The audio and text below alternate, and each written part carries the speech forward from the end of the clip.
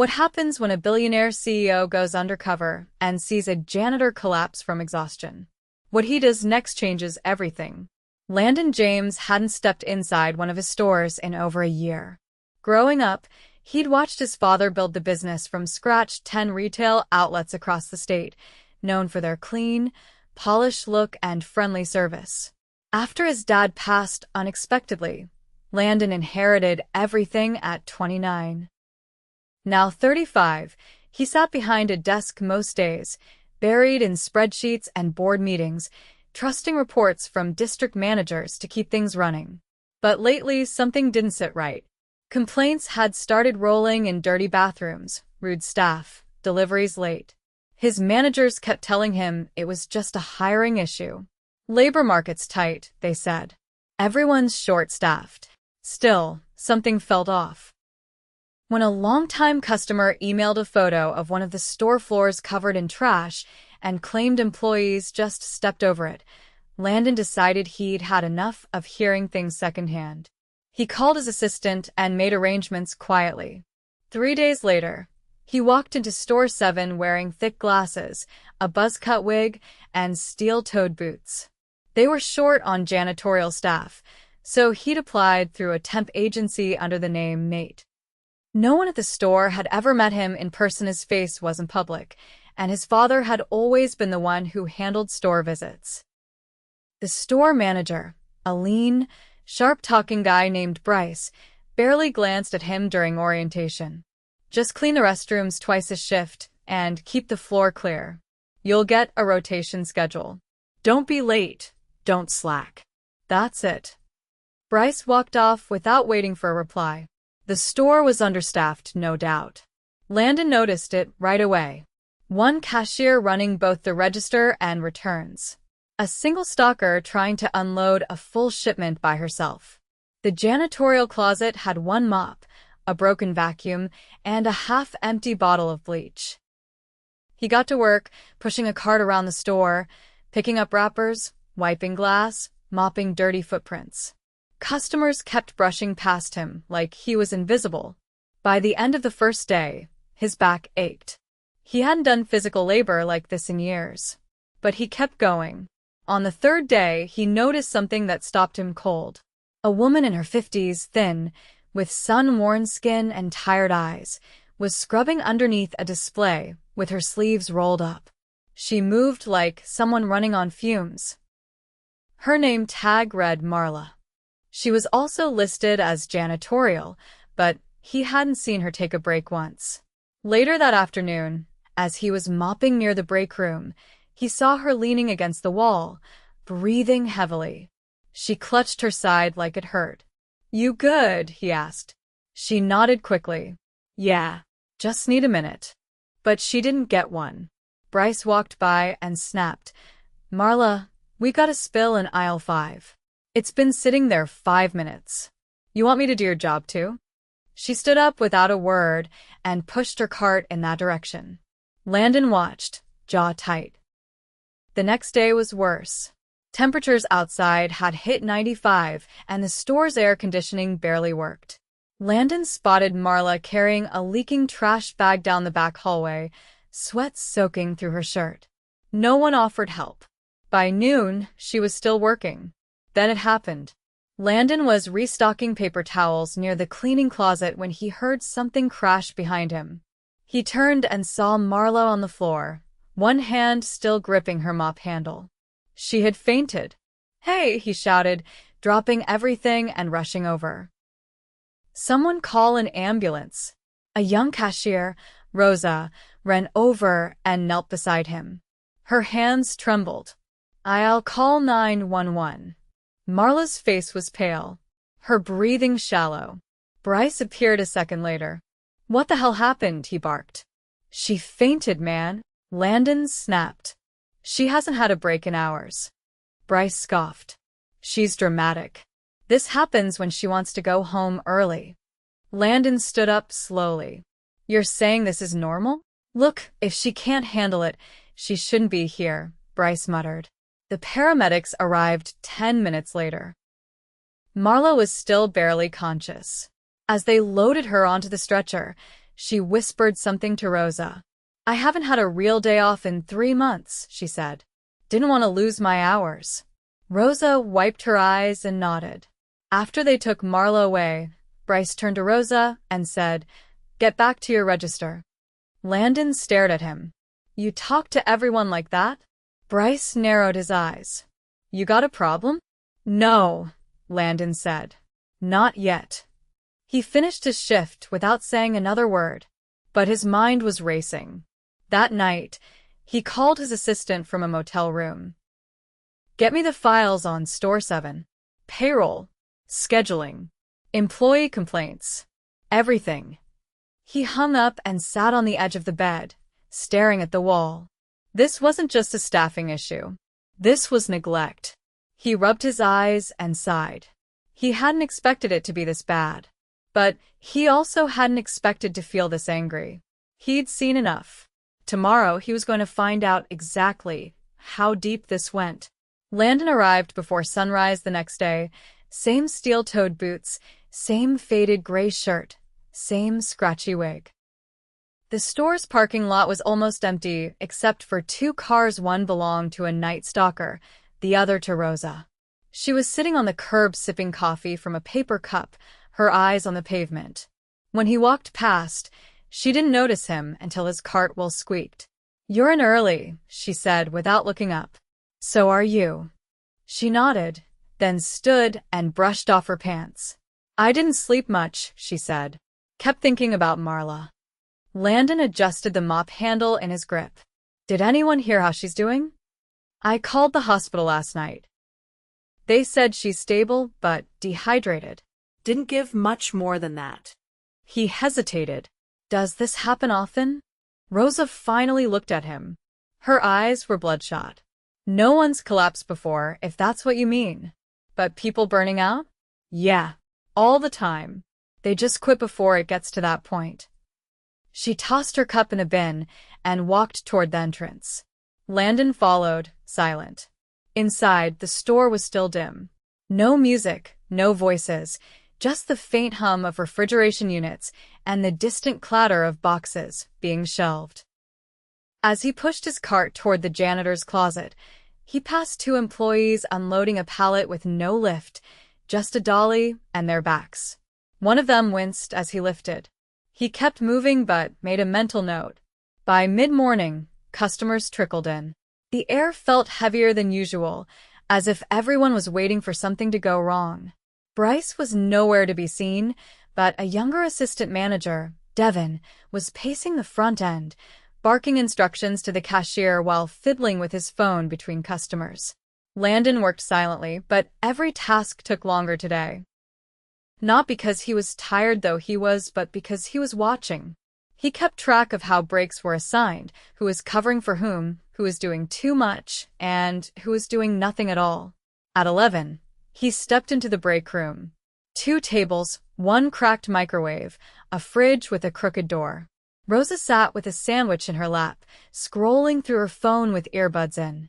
When she saw him, she pulled one out. You get a break already? He shrugged. Thought I'd eat fast before someone yells at me. She nodded. Smart. He sat across from her, opened a brown bag lunch he'd packed at the motel. Can I ask you something?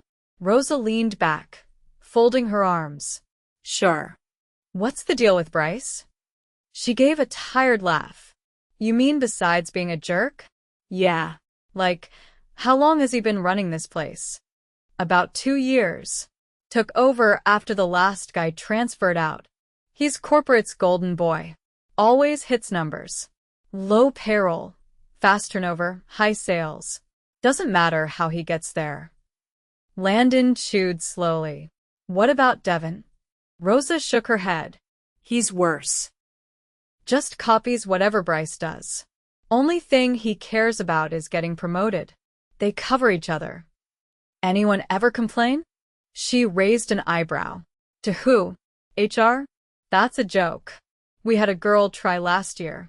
Said Devin kept asking her out after she said no. She filled out a form, sent it in. 3 weeks later, she got her hours cut. Quit the week after. He stared at the table. You still thinking about leaving? She looked up sharply. Why do you ask? You seem like someone who deserves better. She didn't answer immediately. I've got a little sister, she said finally. She's 16. If I leave, rent doesn't get paid. So no, not yet. Not until I have something lined up. Landon nodded, then stood and tossed his trash. Thanks for being honest. You're weird for a janitor, she said, half smiling. He didn't respond, just walked out. By late afternoon, Bryce had returned, striding through the aisles like nothing had happened. He barely glanced at the workers, just checked his clipboard and muttered into a headset. Landon followed at a distance, watching. He noticed Bryce stop near the dairy section, scowl at a dented milk container, then call over a stalker named Eli. You leave this out like that? Bryce snapped. Eli looked up from a crate. No, sir. I think it. I don't care what you think. You're not paid to think. You're paid to follow instructions. Landon stepped behind a shelf and clenched his fists. Instead of approaching, he waited. When Bryce walked off, Eli leaned against the cooler and wiped his face with his sleeve. Landon walked over. You all right? Yeah, Eli muttered. He just does that sometimes. How long you been here? Almost a year. I was part-time at first. Then they bumped me up when someone quit. You like it? Eli laughed once, bitterly. I like having a job. Landon paused. Ever think about going higher up? Eli gave him a sideways look. Here? No chance. Promotions go to whoever kisses the most ass. That night, after the store closed, Landon stayed behind to help mop. The floors were sticky with soda spills and boot prints. As he worked, he heard Devin in the office on a call. I told you, we're hitting the numbers. That's all that matters.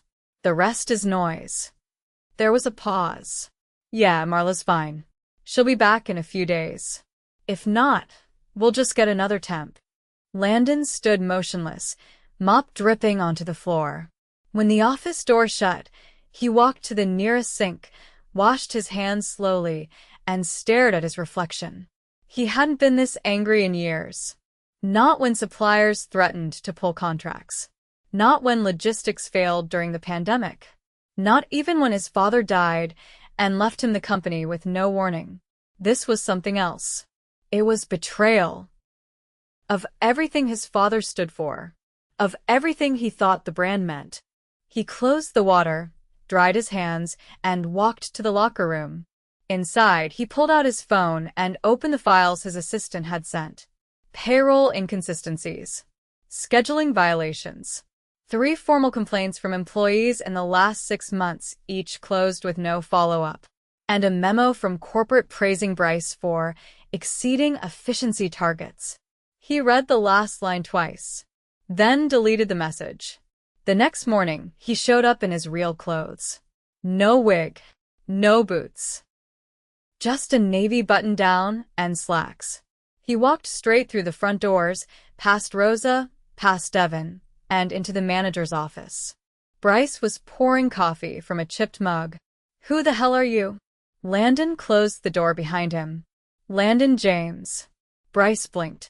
What? The CEO. Bryce stood frozen for a moment, then half laughed.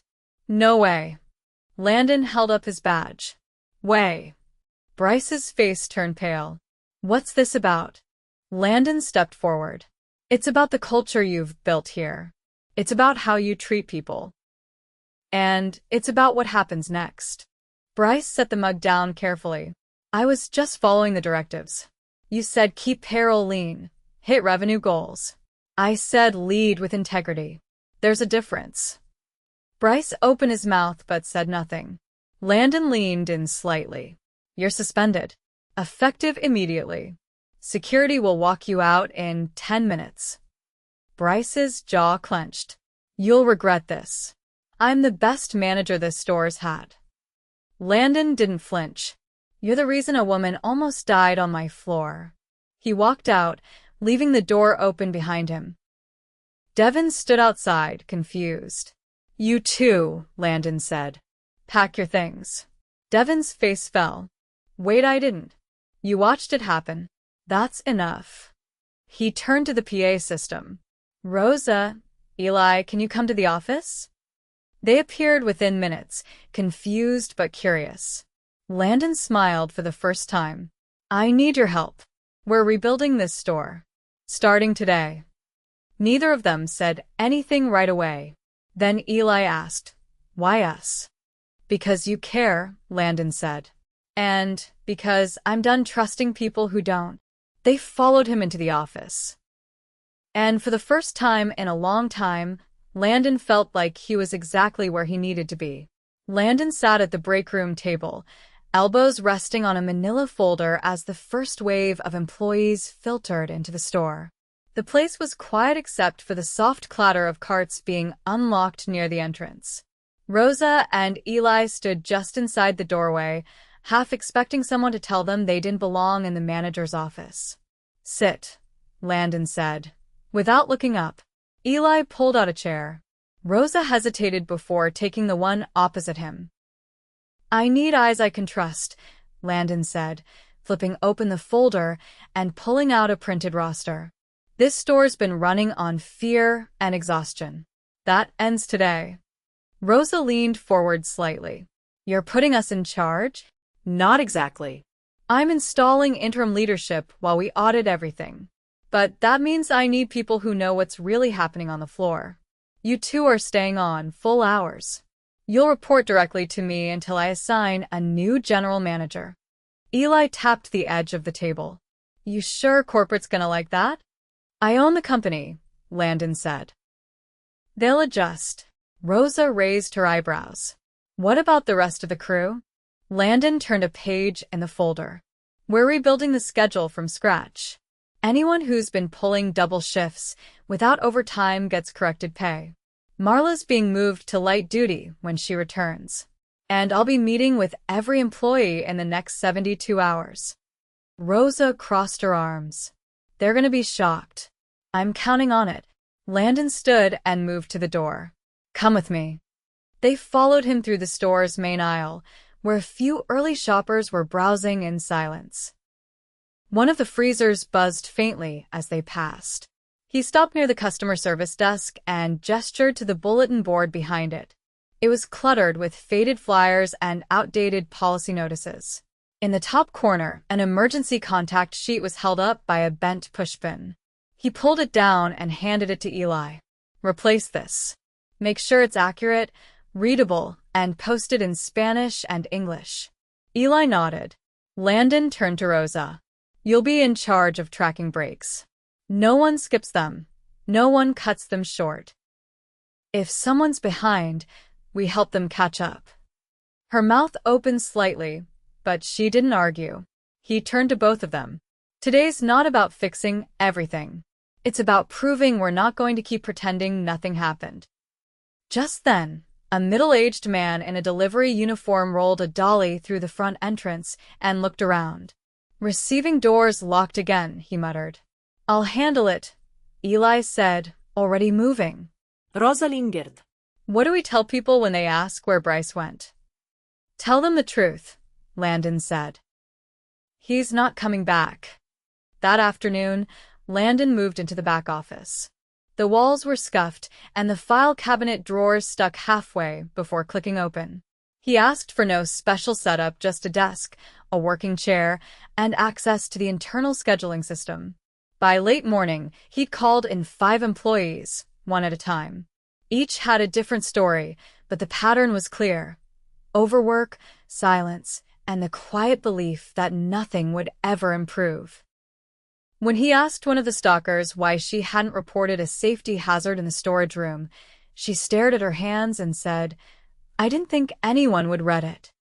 Landon took notes in a black spiral notebook, never typing, never recording, just listening. Around midday, he stepped outside for air. The sky was overcast, and the parking lot buzzed with the sound of a landscaper's trimmer across the street. A man in a red apron paced near the cart corral, collecting stray baskets with a limp in his left leg. Landon walked over. You work mornings? The man looked up. Yeah. I'm Calvin. Been doing carts for about a year. You hurt your leg? Old injury. Doesn't bother me unless I push too fast. You ever asked to rotate inside? Calvin chuckled. Once. Got told I was hired for outdoors, and that's where I'd stay. Landon nodded slowly. We'll fix that. He turned to go. Calvin called out, You're the guy who fired the boss, right? Landon paused. I'm the guy trying to run the store my father would have recognized. He walked back inside without another word. At 4, he stepped into the receiving area where Eli had just finished helping unload a shipment. The floor was still damp from a mop job, and the lights flickered once before settling. You free? Landon asked. Eli nodded and leaned against a crate. You know this layout better than anyone? Probably. Good. I want to know what's broken. Eli looked confused. Like now. Right now. Walk me through. They moved through the back corridors, Eli pointing out shelving brackets that had warped from water damage, a light fixture that buzzed when touched, and a storage rack that leaned inward slightly, making it unsafe to stack anything heavy. No one's reported this? Landon asked. They did. Got told it wasn't in budget. Landon made a mark in his notebook. I'll get a contractor here by the weekend. If anyone says it's not approved, send them to me. On the way back, they passed the break room again. Rosa was standing near the fridge, watching a young woman try to heat up noodles in the busted microwave. Landon stopped. Any reason we haven't replaced that thing? No one's authorized it, Rosa said. You are now. He left without waiting for a reply. By the time the sun dipped behind the strip mall across the street, the store felt different. Not fixed, but different. Employees looked each other in the eye more often. Conversations lasted longer. No one raised their voice. Landon stayed until closing. He walked the floor once more, picking up a misplaced set of gloves near the hardware section. He placed them back on the rack, then lingered near the front windows. A teenage cashier approached him cautiously. Mr. James? He turned. I didn't know who you were until today. I just want to say thanks. For, showing up. He nodded once. You got a name? Tamia. You like working here? I like the people. He smiled faintly. We'll make sure that's enough to stay. She left, and he watched her blend back into the store. At closing, the lights dimmed, and the last customer exited. Landon locked the main door himself and turned off the front signage. In the office, he sat alone, staring at the schedule drafts on the desk. A quiet knock broke the silence. Rosa stepped in, holding a clipboard. Payroll corrections. I tallied the missed overtime hours. It's worse than we thought. How bad? She handed it over. Enough that some people are owed more than a week's pay. He flipped through the sheets and exhaled. Then we pay it. Rosa lingered. You think this'll stick? The changes? It will if we build the right foundation. She nodded slowly. I'm not going anywhere, she said. I didn't think you would. As she left, Landon leaned back in the chair, the cheap vinyl cushion creaking beneath him.